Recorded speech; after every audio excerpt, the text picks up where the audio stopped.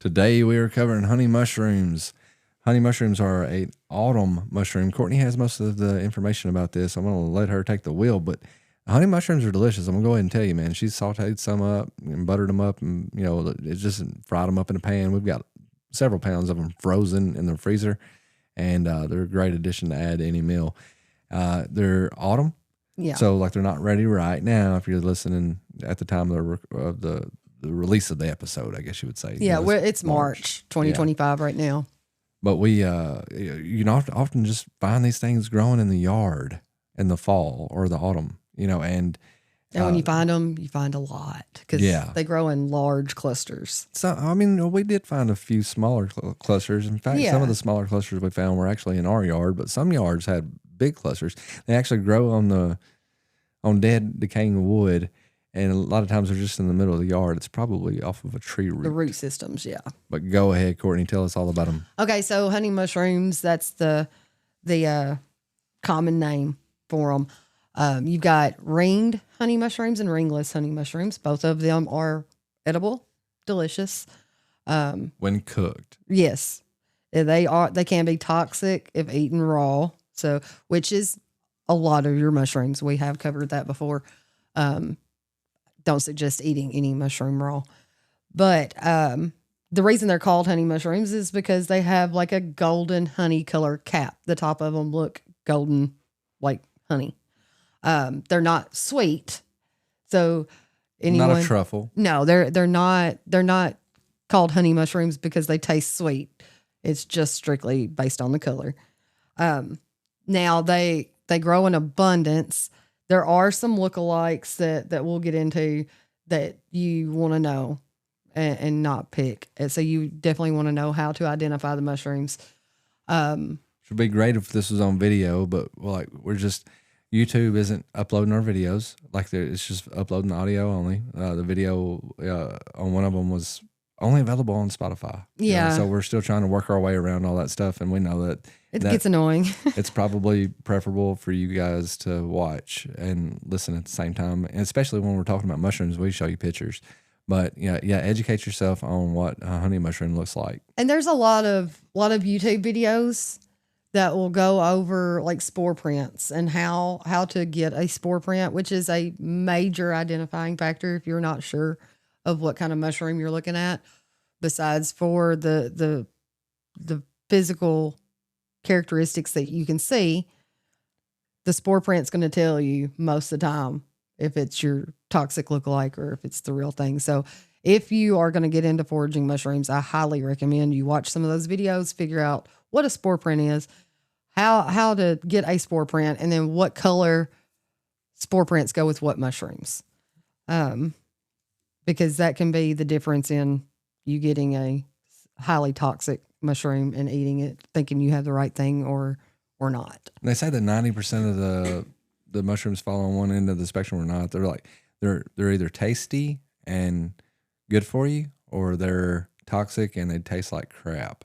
And there was that one mushroom you got a hold of that one time. I can't remember what it was, but the smell. It was so rancid. She picked it to study it. And I think we knew it was toxic, but it was, the smell wouldn't come off of her fingers for. Man, I couldn't wash that shit off. Yeah, it was terrible. Nasty. It was, and nasty. It wasn't even the one they call the stink. There's one that's called stink something. It wasn't even that one. If one is titled stink anything, I don't want to smell I don't want to be near it. If it's worse than that, it was terrible. But so the honey mushrooms, they're easy to find. They'll have gills underneath. They have a short life cycle, don't they? They do.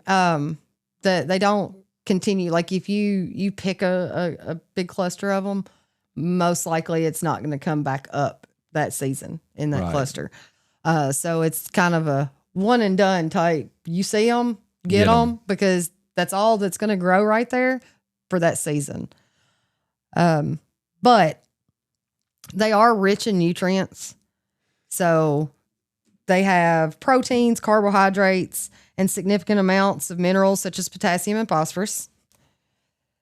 And they provide a lot of your vitamins that's needed, especially vitamin E.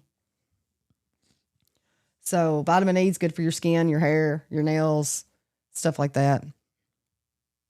Now they have antioxidant and anti-inflammatory properties, so they can reduce inflammation in the body. And they have antimicrobial and antifungal properties. Interesting. So, yeah. And the reason why mushrooms can have antifungal properties, because it is a fungus. They're constantly at war with each other. Yeah, they have allies and they have enemies within the mushroom world. And some mushrooms work together to eliminate other mushrooms. And so if you have a particular type of fungus that this mushroom Will fight. It has the ability to get rid of it for you. Could you imagine, like, if you got athlete's feet and that happens to be an ally of honey mushrooms or whatever mushroom you're going to put on your feet, and it just amplifies it. It amplifies it. It's like, man, you start growing mushrooms off your feet. Yeah. I would get an OnlyFeet account. Look at my feet. Look at my feet. I got mushrooms growing. Myceliated socks. But I just kind of wanted to clarify that because it does sound funny. You're eating a fungus and it can be antifungal. Like, that's why.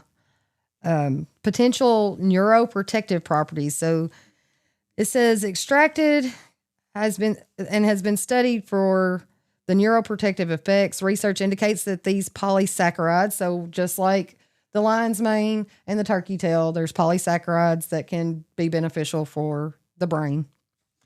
Can improve learning and memory in animal models, suggesting potential benefits in neurodegenerative conditions like Alzheimer's disease. These things are like, man, so much easier to find the lion's mane. Yes. I mean, you could literally, like, there goes literally again.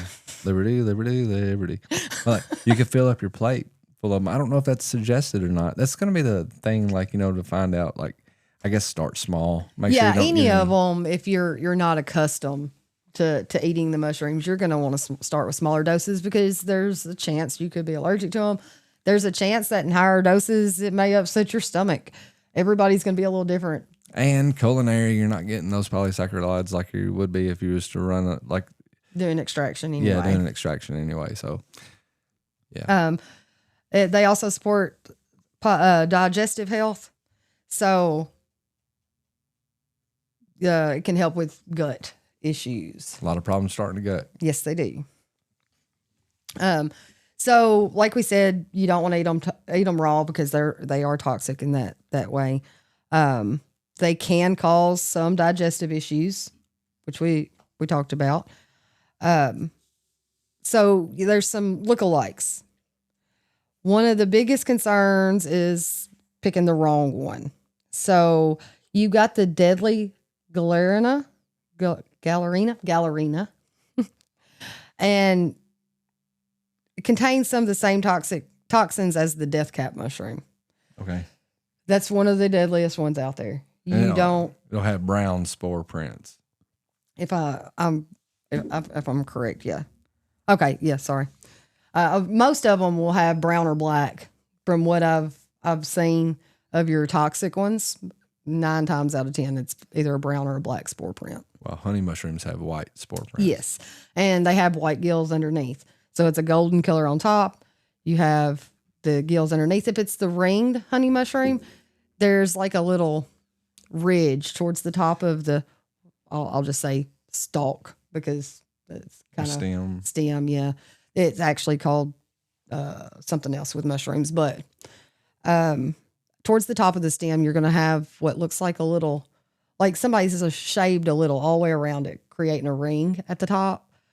And that's where the gills and the mushroom was attached to that stalk until it opens out. On your ringless ones, which is what we found here, there is no ring there, but you're still going to have all the rest of the properties that identifies it as the honey mushroom.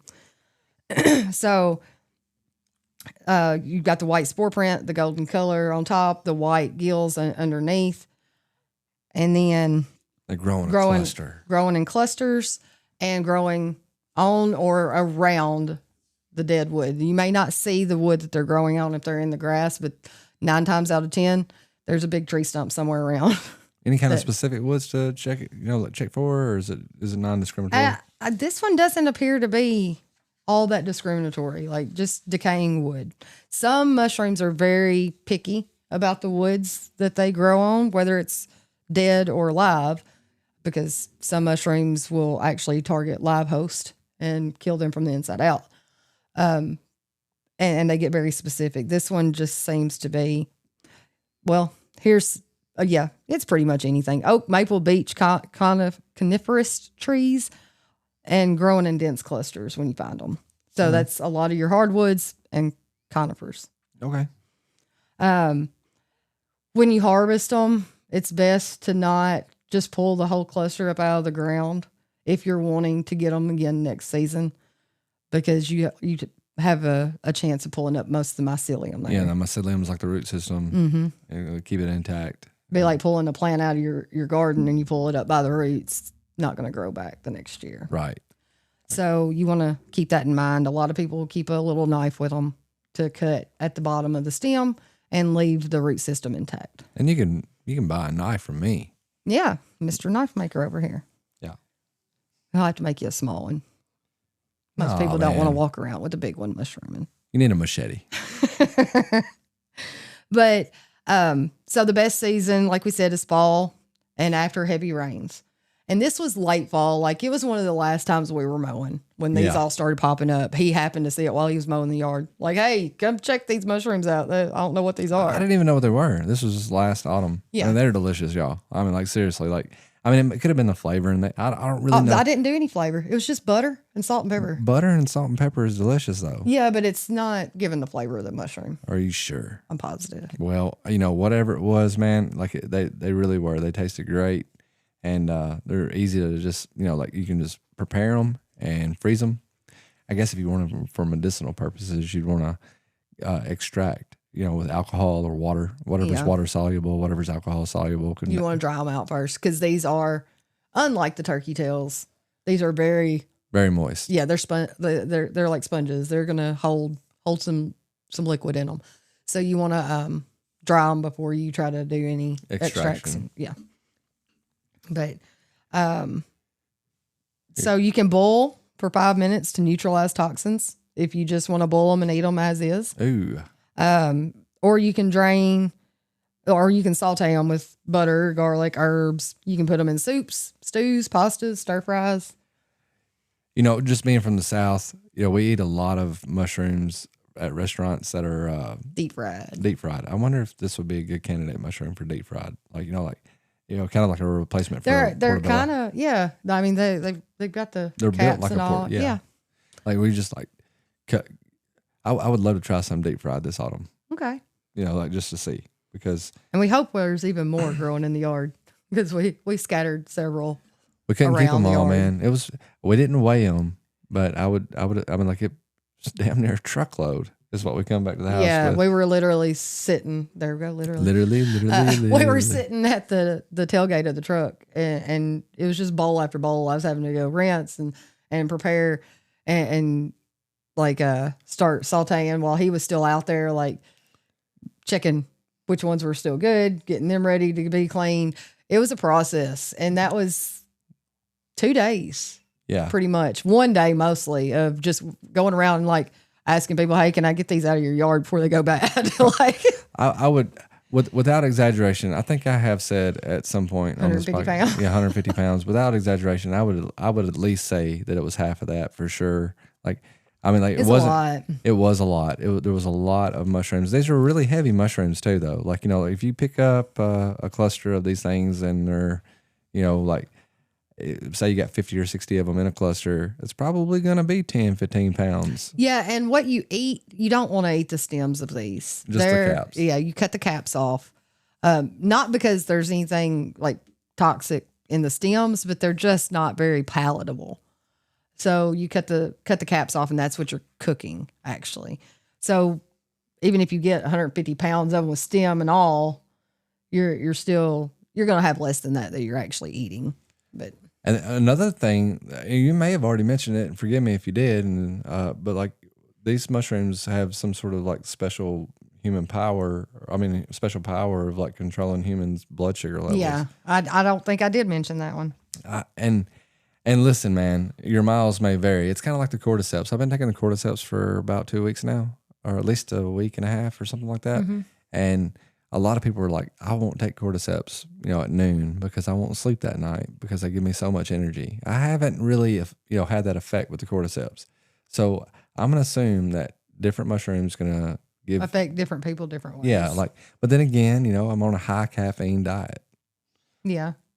Ordered by the doctor. So I got to do my 1,000 milligrams of caffeine per day. But seriously, the cordyceps don't give me the kind of energy that's going to keep me awake at night. I haven't really noticed an energy boost at all. But then again, it might be one of those things that needs to build up in your system. And I've been taking it long enough. But these mushrooms do have the potential. And I would assume that you'd want to do the extraction process if you want to get all that good stuff out of those mushrooms to use it for regulation of blood sugar. Also, anything medicinal, if you're wanting to try it as medicinal and do at your own risk after talking to your own doctor.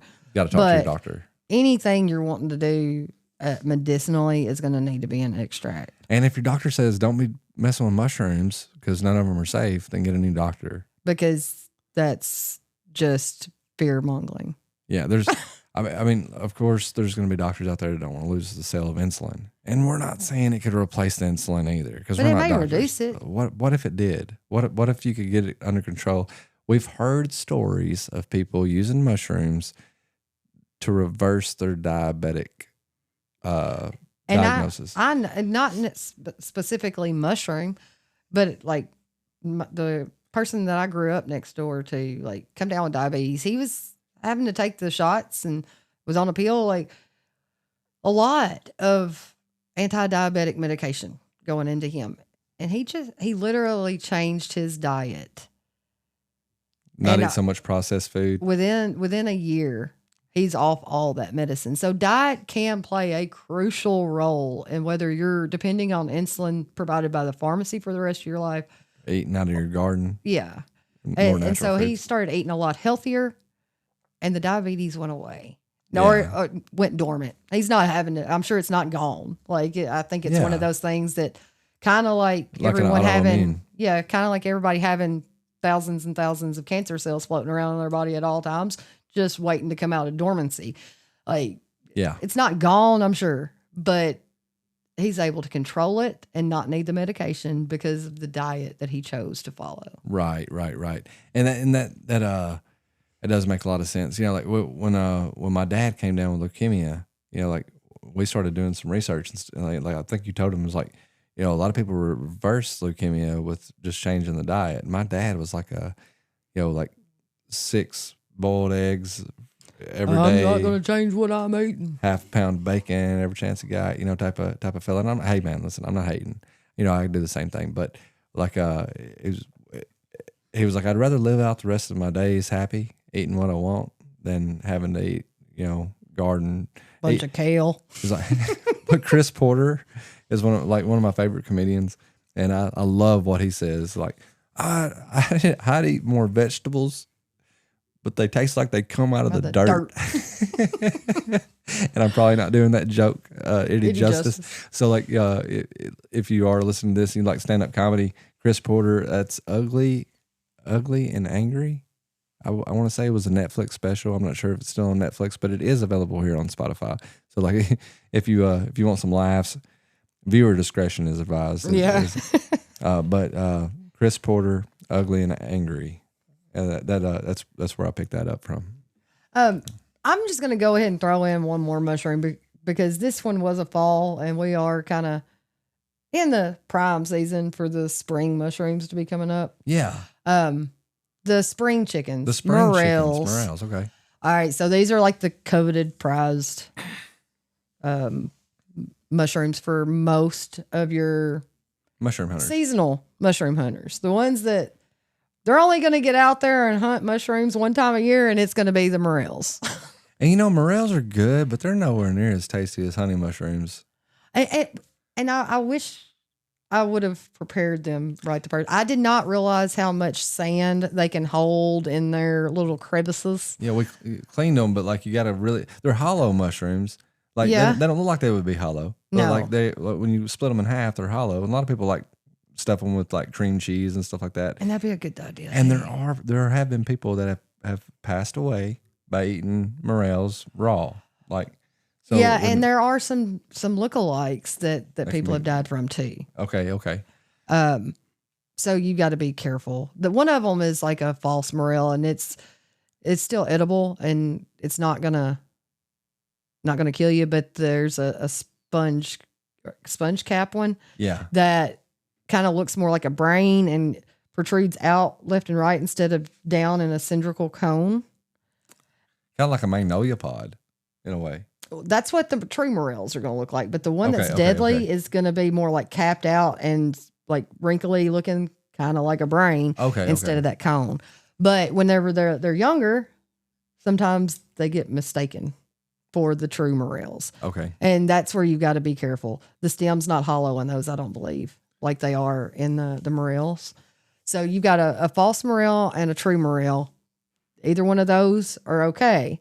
But the brainy looking one is not. Okay. Like if it doesn't come down in a cone shape, you don't want it. Now, the key feature of these is they have all these deep wrinkles and crevices. They kind of look like deep gills on the outside of the mushroom instead of on the inside or like on the underside. So every bit of the stalk, the cap itself, that's the cylindrical part, it's all hollow inside.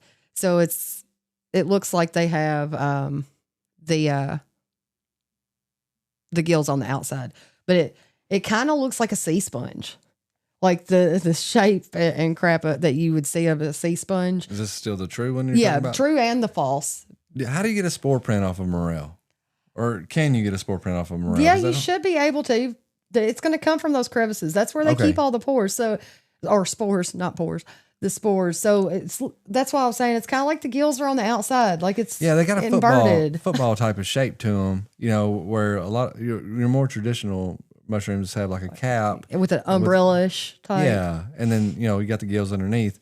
This isn't how these things are. Like they got a stem and it goes all the way up through the middle of it. Yeah. And the hollowness goes all the way up through the middle of it. And then all your spores and all the wrinkles and crevices are on the outside. That's the actual cap that you're seeing. They're an interesting looking mushroom, and they do taste fine. But like, you got to get all the grit out.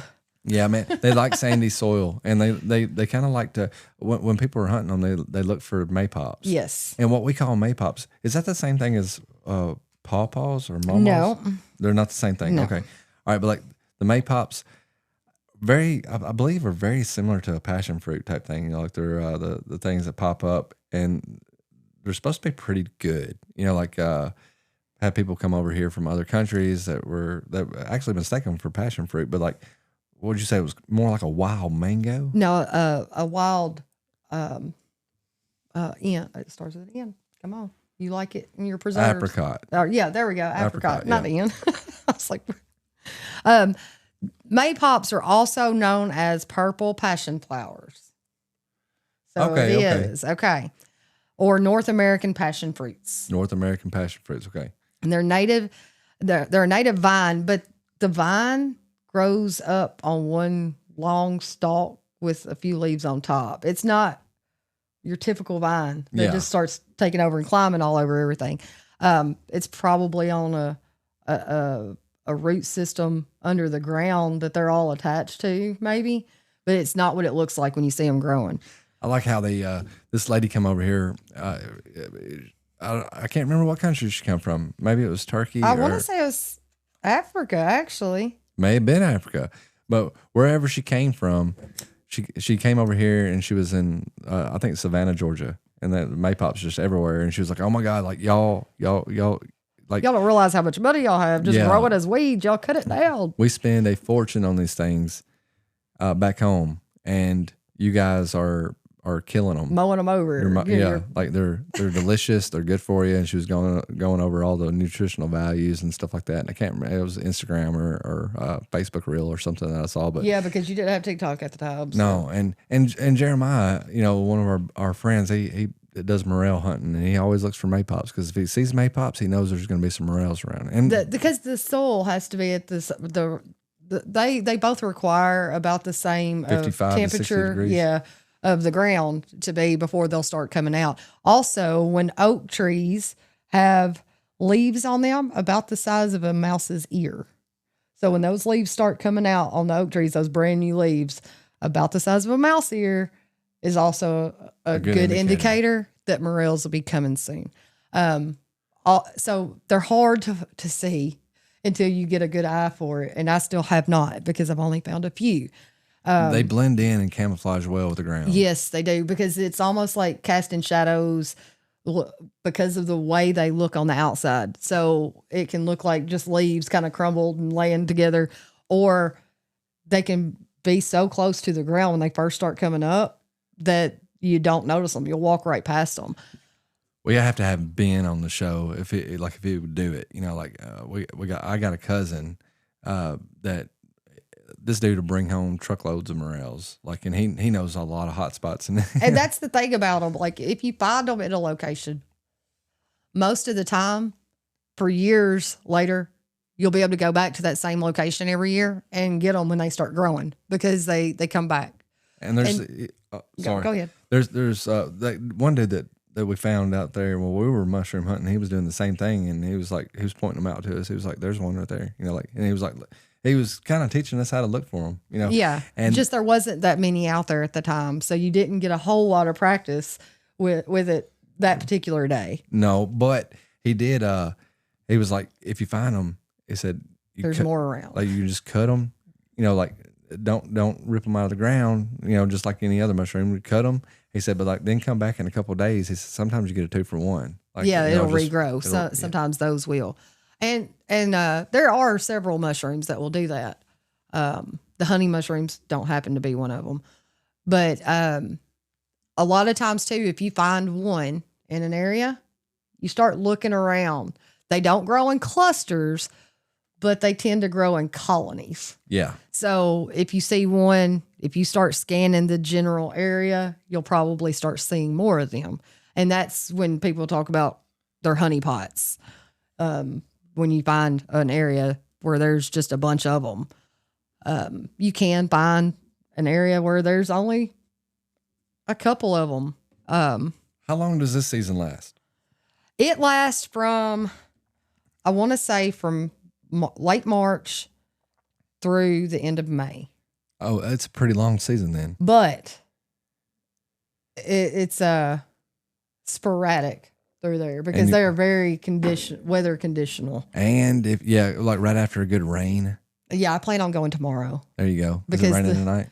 Yes, we just had that cold front come through and it poured down raining. So I want to go tomorrow and check, because I went Saturday morning or yesterday morning and checked an area that we know we found a couple at, and there's patches of maypops starting to grow now. So I know it's coming, and this is the first good rain since. And Jeremiah's already found one. Yeah. He left it alone because it was small, but he told me he did find one. He's not one of those guys. He's kind of like Ben. He's not going to tell us his locations. No, it's like top secret. Yeah. Yeah. When you find a good spot, you don't let people know about it. You know, we were hunting in a place that is regularly hunted, and it's got very, very, very sandy soil. You know, yes. We could see that the first time we went mushroom hunting this year. Because it had flooded out. It did flood. Yeah, it's right on the bank of a river. So there's a lot of sand right now. A lot. A lot of it, yeah. Didn't realize the rivers had that much sand. No, but it looks like a white sandy beach right now. No doubt.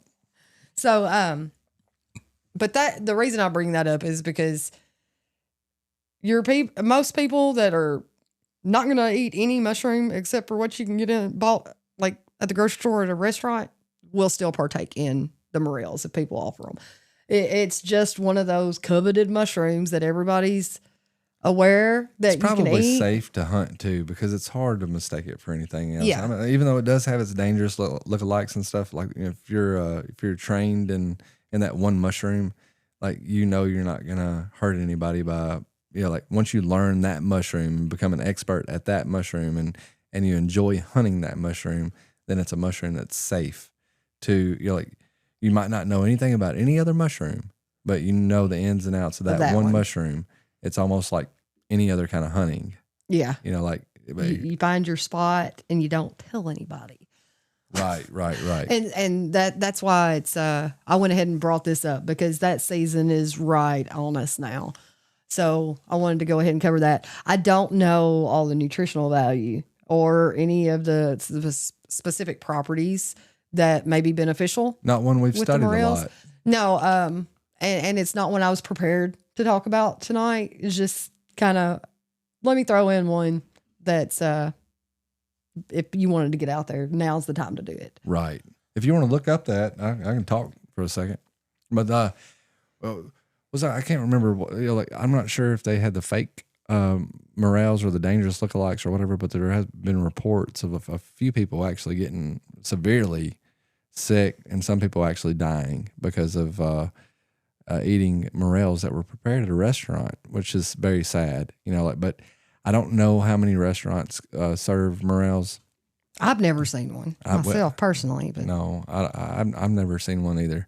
But these things are, where all do they grow, Courtney? I know they pretty much grow everywhere in the U.S., right? I mean, like, or maybe not everywhere. Like some places might not, but we definitely know they grow in Illinois and Indiana and down here in Tennessee and Kentucky, Louisiana, Mississippi. I know they grow in California. There's actually the Great Morel website that you can go, and each year that people will start posting like when they find them in the state. And there's several states right now, mostly in the Southeast, that have found some for the 2025 year.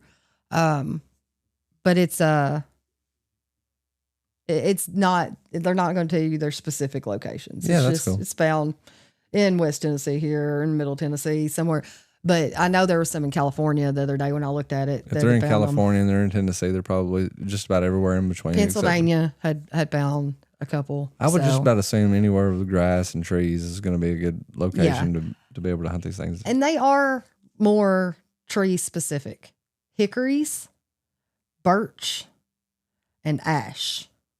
Okay. Are the trees that they prefer to grow along. Okay. And they do tend to grow along roots or pieces of the dead wood from those specific trees. If you're looking in an area that, if you're morel hunting and you're looking around birch trees, keep an eye out for chagas if you're in an area where chagas grow. And that's typically in cooler, higher elevation climates on those. Colorado, we're looking at you. Yeah. So some information about morels is they're nutrient dense. They contain vitamin D and B and high levels of iron, phosphorus, and potassium. And they're rich in protein and fiber, but low in fat. They offer an immune boost. They're high in antioxidants, and they're good for liver health. Okay. It says the potent antioxidant properties of novel mushrooms can contribute to liver health and aid in protecting liver cells from damage caused by oxidative stress. So that's just like a quick overview of some benefits that you can get. Vitamin D being a source. That's natural. Yeah, that's one that you don't come across very often in foods. Right. When you're in the grocery store. Isn't that the vitamin that milk has in it? Yeah. Okay. Yeah, so like you can get it from milk and you can get it from, I think, some greens. And you get it from the sun. Yeah. It's the good stuff. That's the best place to get the vitamin. But there's two different types of vitamin D as well. Oh, there's probably more than that because I know there's vitamin D2 and D3. Oh, yeah, that's right. So but like D2, D3, like those are the good ones, like that everybody wants to take. And, like specifically, if you're trying to fight off a virus or whatever, I think it's D3. And, if you're just like bone density and stuff like that, it's D2. I'm not really sure. But like, talk to your doctor about that. The morels too. Like, I don't know if they're worth making a tincture out of. I've never heard anybody talk about tincture. I think this is pretty much a culinary mushroom, right? Yeah. This is another website I was just briefly looking at. It's Dr. Axe. I don't know anything about this website in particular, but it was talking about why are morels so popular and delicious and expensive. They're expensive, huh? So I guess whenever you get them in a restaurant, they're pretty expensive. But it says morel mushrooms are considered a true delicacy by gourmet chefs and mushroom connoisseurs alike. And they're also enjoyed by many people who don't like regular mushrooms, which is what I was saying earlier. Okay. Like People aren't afraid of this one. But they're said to have a rich, nutty flavor and are tender with a tender, meaty texture. Another thing I just seen down here, as far as the vitamin D goes, says vitamin D foods are not very common, but this mushroom is one of the best examples of one. Just 1 cup of morel mushrooms contains 136 IU of vitamin D, which is 27% of your daily value. And usually when you see them in a pill form, it's 200 IU. Yeah. So getting enough vitamin D is linked to better bone health, improved weight control, enhanced brain function, and increased immune function. So 27% of your daily value of vitamin D can come from 1 cup of these mushrooms. And one thing we're seeing in a lot of these mushrooms that are culinary is like they definitely have the brain functionality. Yeah. Like, so and then I think what's important about that is like we get sold on lion's mane because of its superior neuro enhancement abilities, I guess you would say. I don't feel very neuro enhanced right now. Struggling putting sentences together. But like a lot of mushrooms, have that factor. Like we're not saying that they all measure up to lion's mane. You really just take that as you will. Yeah. So if you don't like lion's mane or you can't find lion's mane or whatever, but you're wanting to try incorporating some mushrooms for that cognitive health, yeah. All of them that we talked about so far have had some cognitive enhancing properties. It's easier to find 100 pounds of honey mushrooms than it is to find a pound of lion's mane in our area. Yeah. Like, so, that's a thing, like there's something in your area. I guarantee it, that you could. Turkey tail grows just about everywhere. And that's not one to eat, but it's definitely one you can make tinctures out of. Yeah. Yeah. Or teas. And tea and all that stuff. Yeah. Okay. Well, got anything else about morels you want to talk about? No, just get out there and hunt some. Well, thanks for listening. We know you could have listened to anybody. If you don't mind, rate the show. If you enjoyed this episode, leave us a comment no matter where you're at. We're not asking for a 5-star review either. If you think it's a 3-star show, that's fair. Leave us a 3-star review. We'll appreciate it. But anyway, you're a mushroom hunter? You want to come on the show and talk? We can talk. I can talk all day. Yeah. On that. And if Courtney does find anything, she'll probably post it on her TikTok, on Instagram, stuff like that. So make sure you're connected. Yeah. Yeah. On TikTok, it's Operation Exchange. Just look, you look that up, you'll find the TikTok. And on Instagram, I don't know what it is, but I think I actually control that one, and I don't do a good job. I've got Instagram. I don't have. No, I do. I think. Okay. I don't know. Well, she finds any mushrooms, I'm sure she's gonna be posting pictures. So connect with her. You guys have a great one. Thanks for listening. We'll see you next time. Bye, y'all.